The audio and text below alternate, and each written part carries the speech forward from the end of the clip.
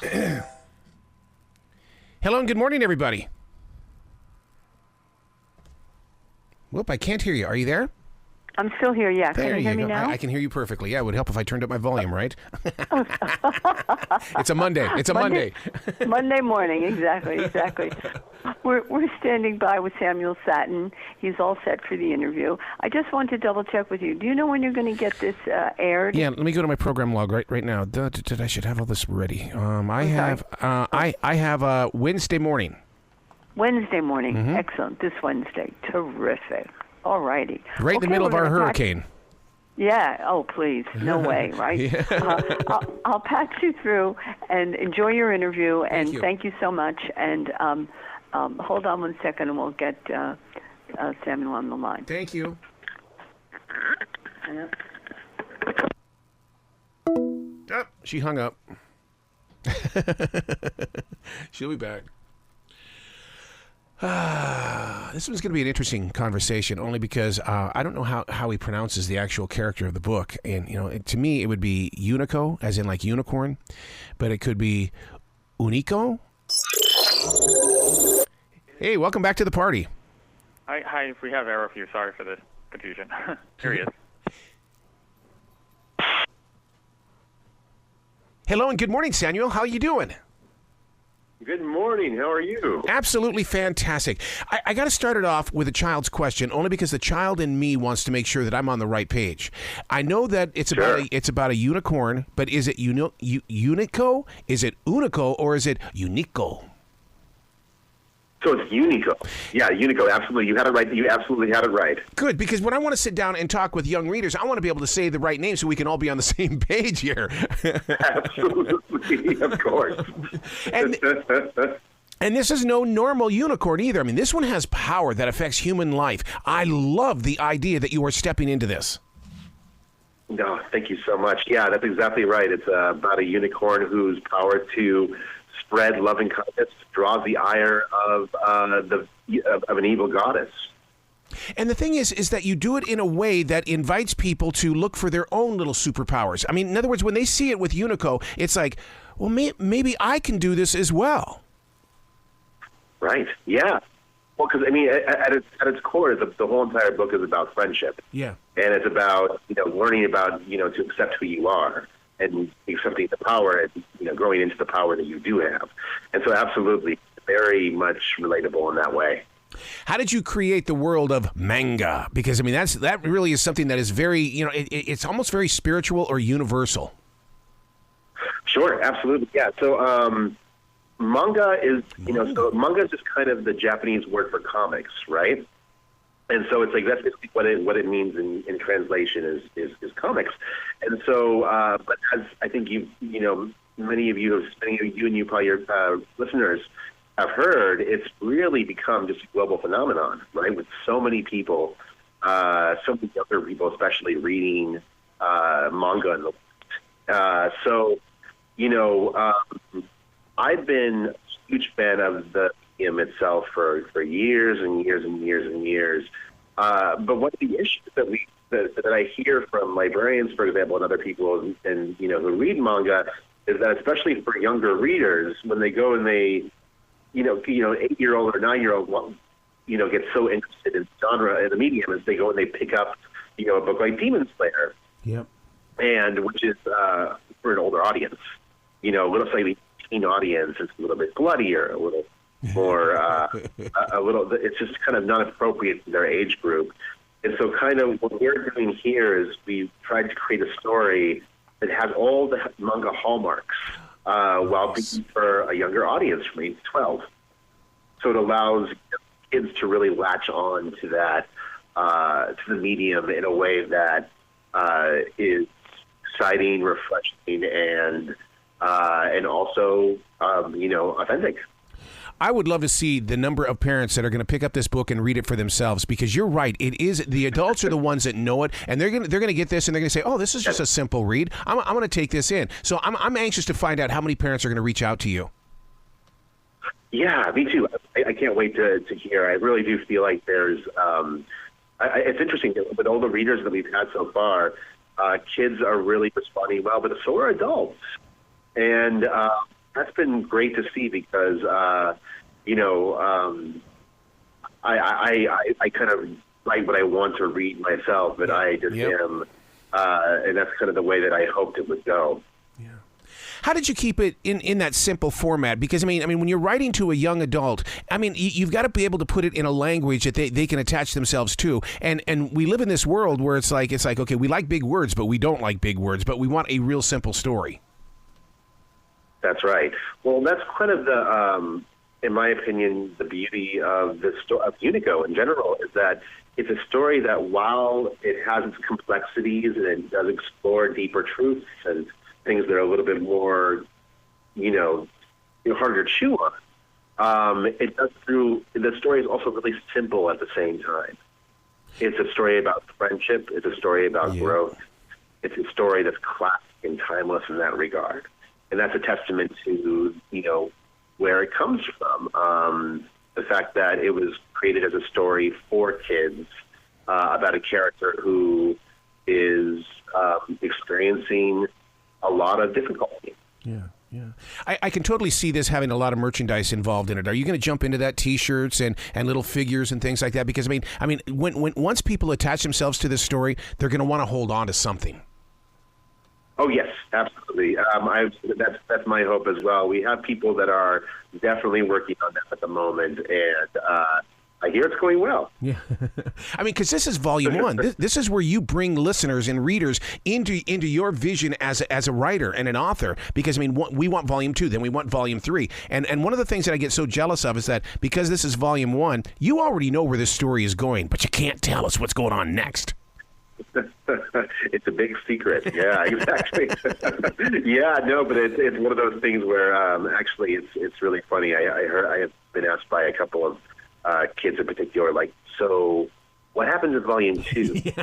And I give them a little bit of little bit of information. They're like, okay, fine, but what happens in volume 3? It's like, they really want to know, and that's really fun. And also, I can totally understand as a reader how frustrating in a fun way that can be.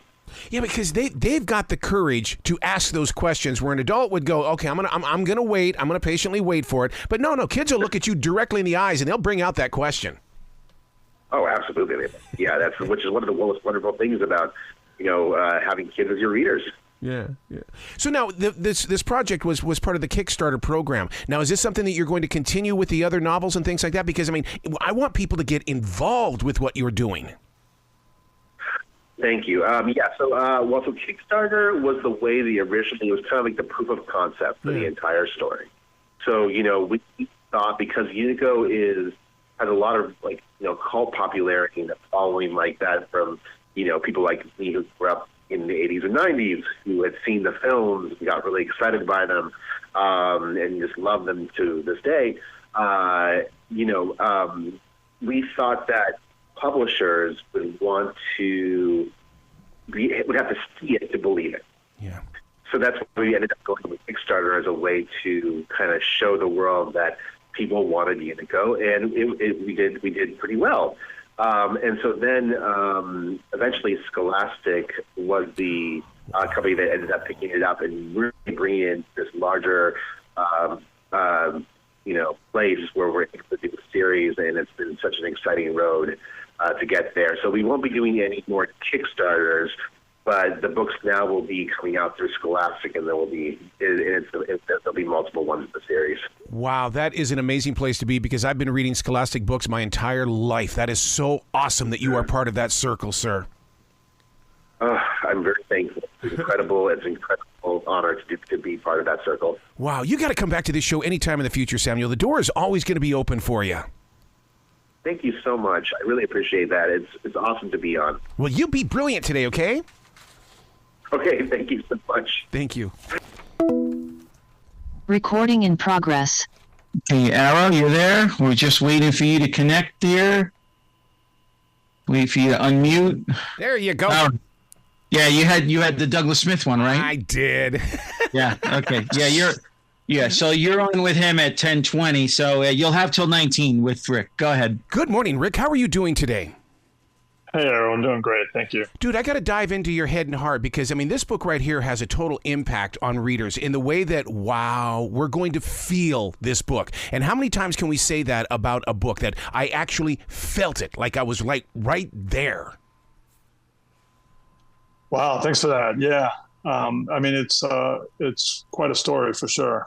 The name of the book is The Devil Behind the Badge. 12 horrifying days. I mean, to be a part of this story, that means you, in your own way, had to live it. Yeah, it took a lot of research, Arrow. I mean, it took me. I worked on this book for about 4.5 years, to be honest, and it was really challenging because all of the victims were marginalized women. They all were sex workers. They had really sort of like debilitating drug addictions. And so the people who actually knew them best were other sex workers. They were drug users and drug dealers. And so it was a matter of me going down to like Laredo over and over and over again, trying to gain trust of some of these people and getting to like know them, and really diving into like the lives of all of these 4 women. I was going to ask you about that trust because, to build that and to do that research and stuff for it, I mean, you can't just walk into a room and say, hey, I'm putting a book together. I mean, that's just one of the things that I've always learned is that, look, when they first listen, you're going to write a book. And then all of a sudden, that right away, it's like they don't want to talk, but then you get them to talk. Yeah, no, that's right. And it definitely wasn't easy, right? Because if you walk up to some of these people, like other sex workers, people on the street, if you walk up to them and pull out your notebook and start asking a question, the first thing that they think is that you're law enforcement, right? And like they want nothing to do with you. And so I had to slowly convince them that no, I'm not into law enforcement. I'm like a writer and I'm like a reporter, and I'm just looking for information about these 4 women. I think it was just sheer number of times that like they saw me down there, like they just kept seeing me over and over and over again. That like they started to get used to me. They started to get a little bit comfortable with me, and slowly but surely started to tell me these amazing story of these 4 women. Oh. I mean, just Juan David Ortiz. I mean, this man right here was part of the U.S. Customs. These are people that we're supposed to be trusting. Correct. Yeah, he was a U.S. Border Patrol supervisory agent. He was kind of a rising star. He had been in the agency for about 10 years.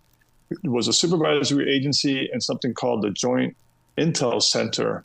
And in this Joint Intel Center, a lot of different agents work from different agencies. They like share information. They share cases. And so, yeah, he basically was like entrusted to basically protect people out on the streets, and he like instead was picking up women, driving them off to these rural stretches, shooting them and leaving them for like dead. It's one of those things where I have to question my heart in the way of wondering, how does a monster hide his or her identity? I mean, I just don't. It's like, how do they do what they do, but they walk through life like nothing's going on? I mean, that's the part of the book, to me, that's like the most chilling, right? Yes. Because he was not only a Border Patrol supervisory agent, but he was a husband. He was a father of three children, and he would do these things. And he basically told investigators later that he would do these killings and go right back home and get right into the bed with his wife, as if nothing had happened, and then go to work the next day. And some of his colleagues who were interviewed later basically said that they had noticed this sort of erratic behavior about him, but nobody suspected that he was involved in anything like this, like a serial killing for sure. Wow. Did they look upon it as being a serial killer? And how long in it did they start saying, oh, wow, this really could be one person doing all this work? I think that actually came after the second victim, really? Claudine Luera. So Claudine Luera was killed about 9 days after the first victim, Melissa Ramirez. Excuse me. And she was found. Her body was actually found just a couple of miles from the first victim's body. So like in the same general vicinity. She also was shot like in the head and neck area, just like the first victim. And not just that, but shot with the same caliber weapon. So there were 40 caliber shells at both of those scenes. And also, like, importantly, both of the victims were known sex workers. They actually knew sort of one another. And so at that point, after the second victim was like found, investigators basically knew that this wasn't some random murder, that these were like connected, and that like Laredo had a serial killer on his hands. Wow. The thing about it, they always say that serial killers have a pattern, and when you start figuring out the pattern, I mean, it's like that. I mean, even when we had a serial killer here in Charlotte, I mean, it was like when you go back, hindsight is everything. So I can't imagine what you discovered as you continue to dig. The pattern was like definitely there. The pattern was that he was picking up sex workers, specifically sex workers. He was driving them out to rural areas, and that he was killing them. But interestingly, you know, investigators didn't really have a lot of leads or a lot of clues pointing to him. So they had these other leads. They had other suspects, which they were running down, but nothing really pointing to Juan David Ortiz.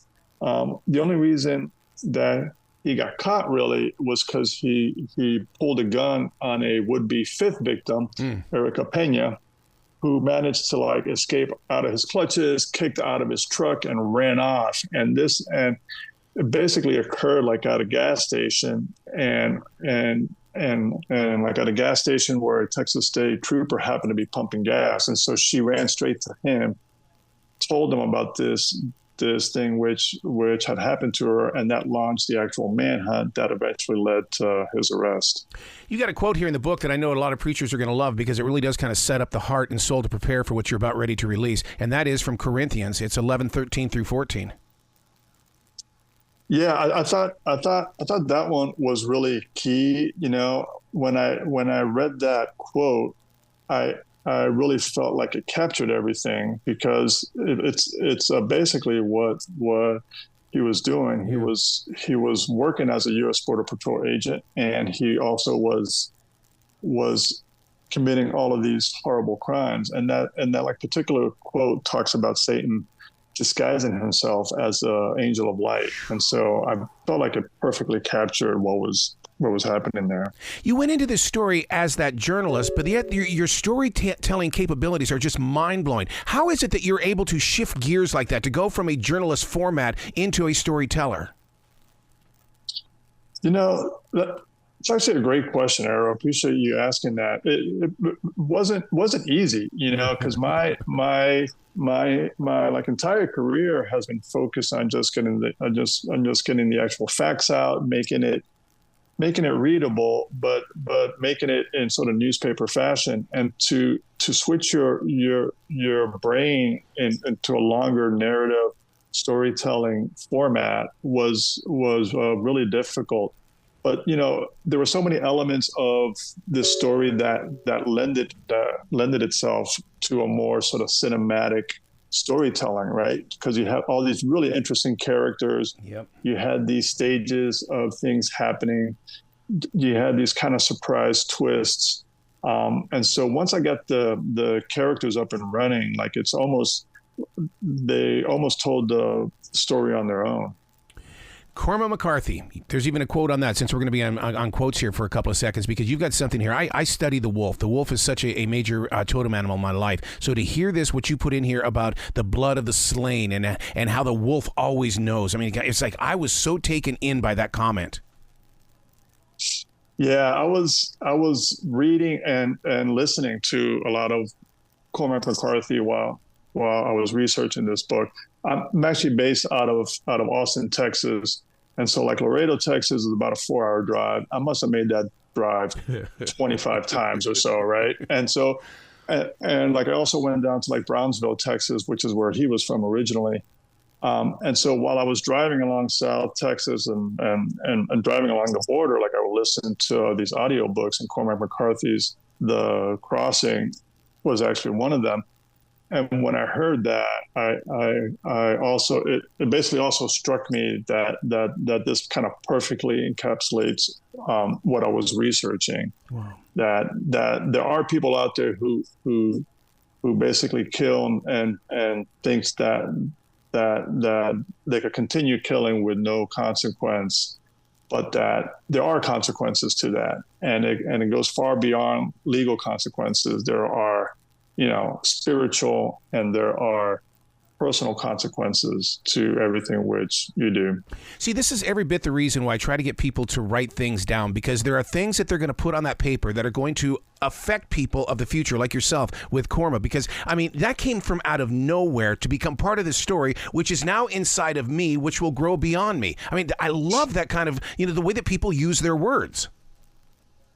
Yeah, I'm really happy to actually hear that, Arrow, because it basically strikes me, and I jotted down, and I wasn't even sure if I was going to use it in the book or not, but then I ended up putting it there, and I'm just glad to hear that it strikes a nerve in somebody else.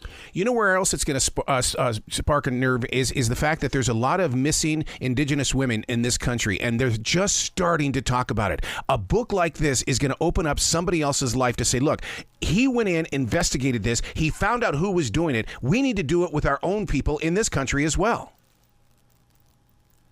Yeah, I mean, that was honestly one of the driving forces to do this book. To be honest, Arrow, is that once I started learning about these victims, once I started realizing that they had these really rich lives, that they had families who really loved them, families who never actually gave up on them, by the way, to the very end, families who really wanted to get them cleaned up, wanted to get them off the streets, that these were people, that they were that they were more than just their labels of sex workers, that they had these really rich lives behind them. Wow. That's what really drove me to expand this into a book, to be honest. See, and the thing is that listeners who haven't read the book yet, they need to go pick it up at a bookstore and really open it up and study the four faces of the women that you put in there. And the reason why is because those are people that we have probably met along the way, or somebody who looks just like them, and that we shouldn't just sit there and assume, don't judge a book by its cover. Go in and find out what their lives are all about. Yeah, there was a sense early on after the first press conference and some of the early reports, that yes, these were sex workers, and that yes, this was all tragic, but it's part of the risk of being a sex worker, right? That they place themselves in these dangerous situations and stuff like this happens. And so I kind of wanted to go beyond that.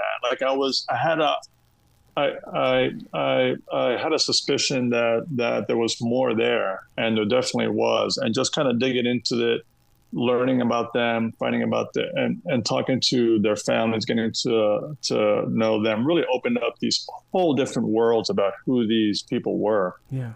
I mean, because every family knows that if they've got somebody who has gone through this, in other words, being a sex worker, that they can only help so much. But I just wish people could help even more than just so much. Because, I mean, they're human lives. Dead or alive, it was still a human life, and their legacy continues. Yeah, I think that this book is just as much about marginalized women and substance abuse disorder and the lack of care in some of these actual communities than it is about the actual murders, because all of them to a T, all four victims at one point in their lives voiced the ambition to get off of the streets. They all wanted off the streets. Yeah. Yep. None of them wanted to be there.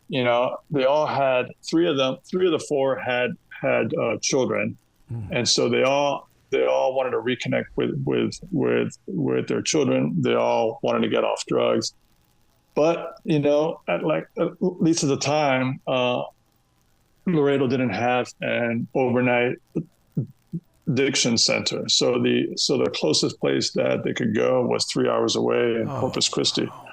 So the there wasn't enough support structure in that immediate area to truly help them get off the street. So it was like mostly up to their families, and their families tried. A lot of them tried. Claudine Huera's family literally drove her to Corpus Christi just a couple of months before and placed her into that rehab center. Unfortunately, she didn't last long there. She lasted just a couple of days and then left. All of them had really bad drug addictions, including black tar heroin. Yep. And it just like got a hold of them. Wow. When you write a book as powerful as this, you know that there are listeners and readers that are going to say, I need help. Or is there some place where they can go to get that help? Because they want to make the changes, but if they have to drive 3 hours, it ain't going to happen. Yeah, and that's actually, changing quite a bit. I know that there was that there were like basically initiatives down on Laredo to come up with better support systems. There are counselors down there who do hit the streets and try to help people who are in the throes of drug addiction. But there are also like 1-800 numbers you can call and national hotlines that you could call and try to get almost immediate help. Wow. Rick, you got to come back to this show anytime in the future, because this is something that needs a continuation, even if it's, promoting your next book or just having a conversation about this so we can get people to talk. I would love to do that, Arrow. Thank you. Well, you be brilliant today, okay, sir? Thank you, Arrow. Thank you. Oh, can you hear me? Oh, hold on. You're on mute. Rock on. What's going on? Oh, besides being outside DJing and getting caught in a torrential downpour on Saturday, everything's just great. You see what's headed to us? Hurricane Debbie, man. We're going to have to take cover tomorrow. If it's not one thing, it's another, man. Is it supposed to come up by us too? I don't think so. It's going to go up through Georgia, South Carolina, go out into the ocean, and come back and smack North Carolina. I mean, it's going to smack us hard by the end of the week. Well, just at least it's a category 1. Yeah. For now. And by then it might even get less. So you never know. We'll just have to wait and see. Yep. All right, Aaron, you got a double with Douglas, so take it away, my friend. Good morning, Douglas. How are you doing? I'm great. How are you? Absolutely fantastic. Dude, I got to tell you something. I love you in this movie because you really make me, I was just as nervous. I looked at my own fears. I studied everything that you were doing to figure out how you were going to figure this out. And I mean, there are going to be so many people that are going to relate with Tanner in this movie. Thank you. Thank you for watching it. It was a trip to play, Yeah. I mean, we made the film 2 years ago, but I watched it when we went to the film festivals with it in the fall, and then I rewatched it this weekend just to sort of refresh my memory before doing these interviews, and I enjoyed it more having, as an actor, when you have more space from something, you can sort of I'll never be truly objective, but it's interesting as time goes on. I can get closer to having an audience perspective of it. But yeah, it was a small movie. It wasn't super long as far as the shooting schedule, but it was intense. It was every day, just going into really sort of deep, dark places. I've seen the movie twice, and I'm going to take it even higher than that. I've experienced the movie twice because there are so many scenes in this movie, especially the dinner scene where you're questioning what you're having for dinner. Little things like that, because people in the family will write things off saying, oh, you're just being a big baby. No. Your fear was genuine, and it really hopefully will teach people to listen to other people's nervousness and anxiety. Yeah, and then the tricky thing is, what's the line between being an enabler and being an empathetic, compassionate partner, and it's kind of an unwinnable hurdle that they have to face. And I think, I don't know how much to spoil as far as so I might not go too much further on that. branch, but yeah, it's tricky because, you know, you could argue that she's enabling things, and you know, as the plot progresses, you know, she really starts to, you know, enable. I mean, she's motivated with the best intentions. It's tough. Yeah, because she does. She just wants Tanner to face his fears. You know, I mean, exposure therapy was something that I had to Google it. I don't know how many times I hit Google while watching this movie. Oh wow, yeah. I mean, it's all. So Peter has been, you know, open with talking to various media about his struggles with OCD and intrusive thoughts and exposure therapy, and it's a story that's very close to him. Mm-hmm. And you know, the more psychological thriller aspects of it were not autobiographical, but the other stuff was. And so he kind of made a film where it was marrying the two. You know, so he was the main resource as far as the rehearsal process and in the shooting process. It's always very helpful when, you know, you're working with a filmmaker that knows the material like that, you know, on a personal level. It's the best resource to have as an actor.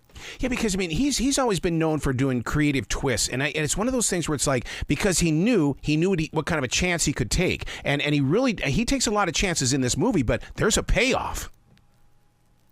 Yeah, it's interesting, right? I agree with you. I hope others do as well. Yeah, there's a point where maybe you're watching it and you're wondering, why are we spending all this time with this exposure group and, you know, and these other characters? But that was really important to Peter. I know that because the movie, I think, clocks in at an hour and 50 minutes, and I can almost bet that he had conversations with distributors that maybe wanted him to cut some of that stuff out to bring the runtime down to, like, you know, a cool 90. And I think it was really important to him to tell the story the way he told it. And thankfully he was still able to get a distributor and get a release. But yeah, it's interesting. I was most fascinated when reading it. I was most fascinated with the very beginning, being in the office and obsessing over the particles in the bottled water, and you know, I love when you're opening the door at the office. I love shooting that where we jump cut it from the office to, like, landing in the shed where he had been abducted. You know, I thought it was a really interesting way to sort of visualize the war that's going on inside Tanner's head. I thought there was some really creative things that he employed, especially with a limited budget. Because there's only certain things that'll look good when you're making an indie movie, you know, as opposed to, you know, a movie with the budget of, like, Deadpool or something like that. See, those are my favorite kind of movies, the indie films and the limited budget. And the reason why is because it's like being on a live stage somewhere on Broadway or in a theater in Butte, Montana, because you've got to get it right as quickly as possible. And you've got to, you know, it's like being live as a jock on the radio. You got 16 seconds to talk on that song intro. Make it work. Yeah.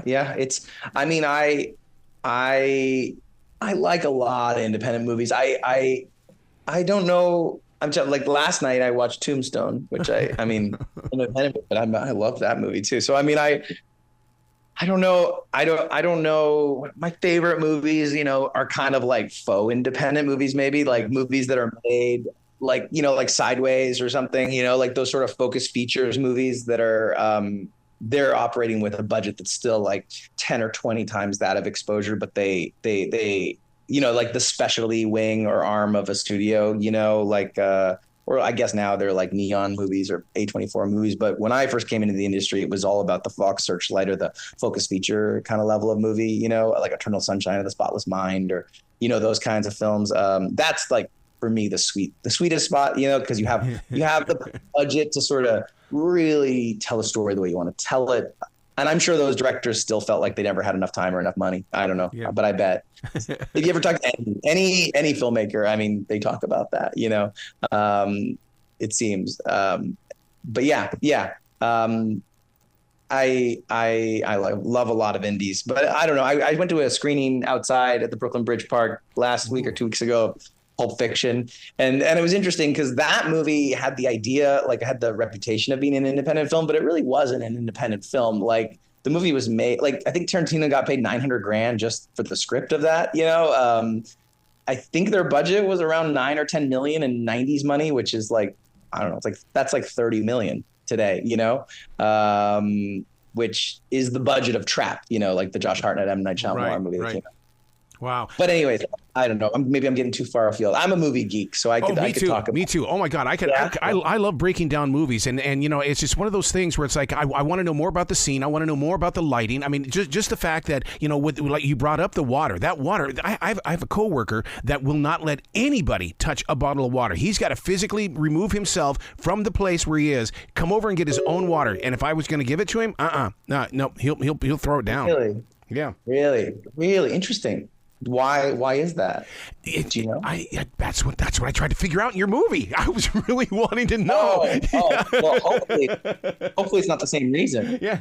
Well, you know, you're right, because I mean, it's just one of those things. He's a great guy, but you can't get anywhere near him. He will really walk away from you and try to get away from you. And it's like, tell me what your fear is, dude. And I think maybe that might be my attraction to this movie, is that it's like I deal with somebody who is like Tanner. Well, hopefully it's because, I mean, Tanner's like that because he was poisoned with rat poison by his abductor, and he's worried that he's being poisoned at any point, that he is getting something that is unsealed or he doesn't know was not contaminated. So I'm hoping that's not the case with your buddy. Yeah. How did you prepare for this role? Because, I mean, like I said from the very beginning, you pulled this off in a way to where you allowed us to feel what you were feeling. Thank you.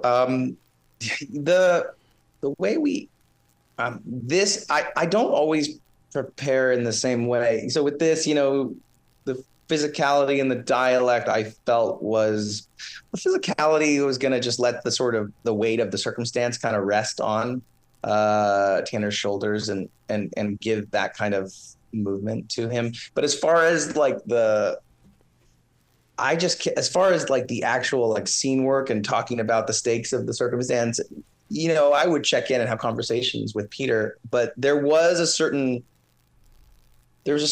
aspect to the story that I related with that I didn't really want to share with Peter, and I just wanted him to trust that I could put it into the work. And so that's not typical for me in movies. There are aspects of Tanner that I can relate to that I'm superstitious. I almost don't want to get into it because I feel like it'll get into power. So I actually, when I first got it, that was my worry, was that I was going to work with a director that was going to like really want to talk about that kind of stuff. Yeah. And I sort of called my agent. I was like, look, like I could be interested in doing this, I think, but I don't want to, you know, I don't want to turn it into like a therapy session that I can't get out of or something. So, you know, if we can make it more about Peter's experience and why Peter wrote the scene and felt the scene should be in the movie, and then I'll let it go into my gears, and I'm more than happy to rehearse too, like rehearse. But I wanted to make sure we kept it more about the character and the circumstances there, and let the personal just kind of come out naturally, and let him, you know, let him judge me from side to side. But I don't normally like have that kind of like request going into something, so I guess that meant that it was closer than I would have liked to my own stuff. But yeah, acting's a weird thing, you know. It's kind of like it's a weird thing. It's talking about acting is always a weird thing to me. You know, I think people that can talk about acting are really impressive, because it's I don't know. I sometimes have a hard time talking about it. It's kind of, for me, it's like almost like you get into a flow state, you know. Yep. A flow state. That's like when it is usually the best. But I mean, a lot of it's editing too, man. Like, I mean, you know, Peter's pretty detail oriented, you know, he's very detail oriented. I think maybe some of what you're responding to is just the way he edited it. Yeah. Cause he just like, he's picking up, because as an actor we'll do things and sometimes it won't make it into the movie, you know. Yeah. Like you'll do like little physical tells and, you know, things, and they don't make it. And so I think maybe, you know, a lot of that is just that's all the edit, you know. This the music too. I think the composer did a really nice job with it. Yeah, but see, you didn't get to hear that music before the scenes, did you? Because I mean, it fits in there really well. Yeah, it does, doesn't it? No. The composer was hired towards the end of the edit process. I met him at the Newport Film Festival premiere we had in October, and yeah, he came in, I think, in the summer, and we filmed it in the spring, and then the composer came in the. But wait, I might be missing a whole year. Wait, yeah, because we filmed it in 22, and the premiere wasn't the fall of 22. Yeah, the premiere was the fall of 23. It's crazy keeping the years all together, because you know, is that we go from thing to thing, you know, like, and then, you know, I think halfway through this radio interview circuit I've been doing, I've been thinking that we filmed the film in the spring, and then it went to the Newport Film Festival in the fall. But I remember thinking it took a long time, and I was just thinking in my head, I was like, God, I'm such a brat. Like, it was only a few months, but now it makes more sense. Yes, it was a year plus okay, that makes more sense. Yeah, but no, the music came in later, because I remember actually asking him if he wanted to interview with some friends of mine who are composers when he was. But yeah, no, it was toward the end. Wow. Now, you as an actor, I know as a writer, there are so many things. I'll hear new music, and when I hear that song later on, it takes me back to my books. What about you as an actor? When you're putting a movie like this together, and you're in the car, you're at home, or wherever, and you hear a song, does it take you back to that set? Because there are songs that I hear that puts me back in a radio station in Billings, Montana, or in Charlotte sometime back in the 1980s. What does music do to you? Yeah, music absolutely is a time machine. Absolutely, for sure. So are certain foods, and you know, when I was watching it, I was thinking I was on a kick at that time where I was constantly going to Starbucks and getting their like cold brew, and I was getting a grande cold brew, but I was asking for it in the big cup, like the venti, and asking for extra ice because it was so hot. I was like, the ice will melt and then it'll stay cold while we filmed it. That may sound really bougie and embarrassing, but that's literally that came to my mind when I was rewatching the film this weekend. I was thinking, like, I drank so much Starbucks coffee because I can't remember the last time I went to Starbucks now, but I was like a Starbucks fiend. I think about, God, what was the music? Oh yeah, there was a Lovin' is Easy. You got me. There's a song called Lovin' is Easy that I was introduced to by the first AD of that movie, and then we went to a concert like towards the end of filming to see it. Wow. Yeah, the song's called Lovin' is Easy. I can't remember the name of the artist, but we went to the Hollywood Bowl and saw it. So that definitely would transport me to that time. It's funny. Other songs too. Yeah. Bless the Telephone by that. I was listening to that song a lot. Bless the Telephone. The artist that did most of the music for the Holdovers this year, he's not. I don't think he's still with us. Bless the Telephone. Labi Siffre. Yeah. Yeah. I don't know if I can. I'm sorry. I want to know how you do a movie like this and you have the guts to go to a Starbucks. It was a drive-through.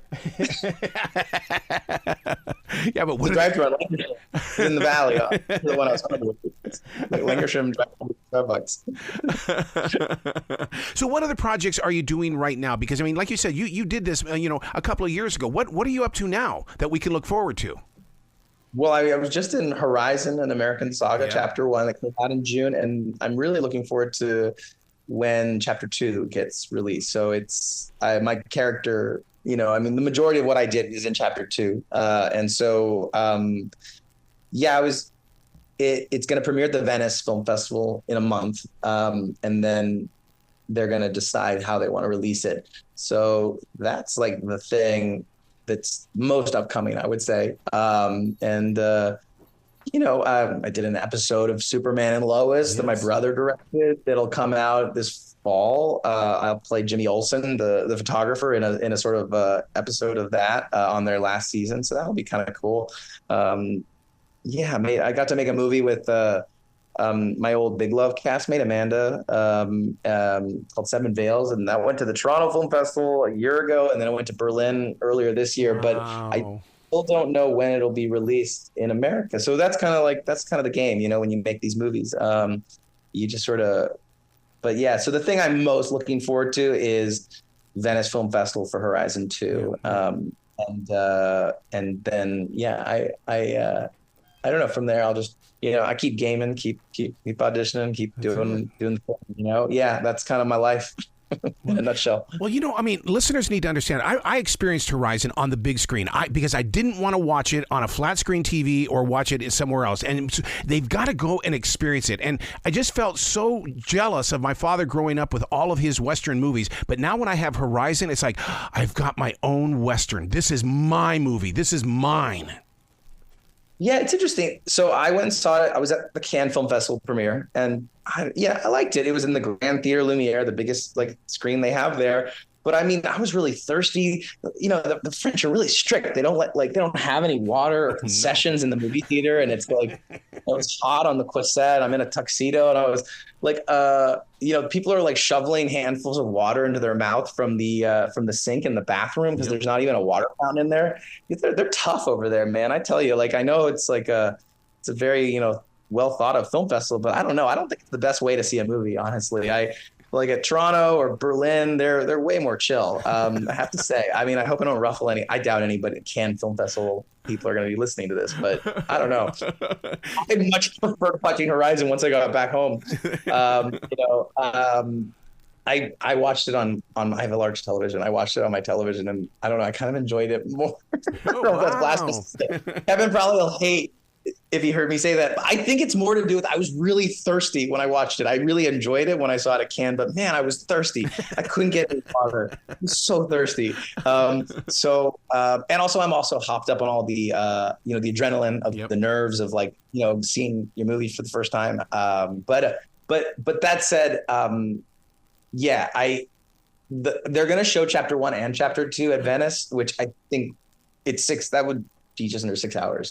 I'm sure there'll be a big break between them, but I think if you're a lover of the Western, I've sort of gotten into Westerns recently. Always loved, like I said, I watched Tombstone last night. I've always loved certain Westerns, but I was listening to the Turner Classic Movie podcast, The Plot Thickens, and they've recently done a multi-episode series on John Ford, and it really got me interested. And also partially some of the articles that were written about Horizon referenced John Ford, and I was like, I've seen The Searchers, and I've seen The Man Who Shot Liberty Valance, but that's about it. And I was like, I want to see some more. So I sort of decided to make it a project to watch all the John Ford Westerns that were shot in Monument Valley. So that would be Stagecoach is the first one, then My Darling Clementine, which is the same Wyatt Earp Tombstone story as Tombstone, but Henry Fonda plays Wyatt Earp. And then 2 days ago, I watched Fort Apache with Henry Fonda and John Wayne. So I'm kind of going through it. There's 7 of them. And it's going to be She Wore Yellow Ribbon, Rio Grande, I think, Searchers, and there's another one. So I'm kind of, right now I'm doing this little private film retrospective of John Ford Monument Valley shot Westerns. And and actually last night I also watched Tombstone. So I am a bit in, I think Horizon's got me a bit in a Western vibe, but man, those Stagecoach is insanely good. I don't know when the last time, or if you've ever seen Stagecoach, the 1939 John Ford movie with Henry Fonda playing the Ringo Kid. That movie is awesome. It is awesome. You got to come back to this show anytime in the future, and I want to just sit down and just break down movies with you, where we can just go through and just talk about them. Yeah, I love it. Yeah, excellent. I mean, yeah. Well, you be brilliant today, okay, sir? Thank you. Thank you. Whew.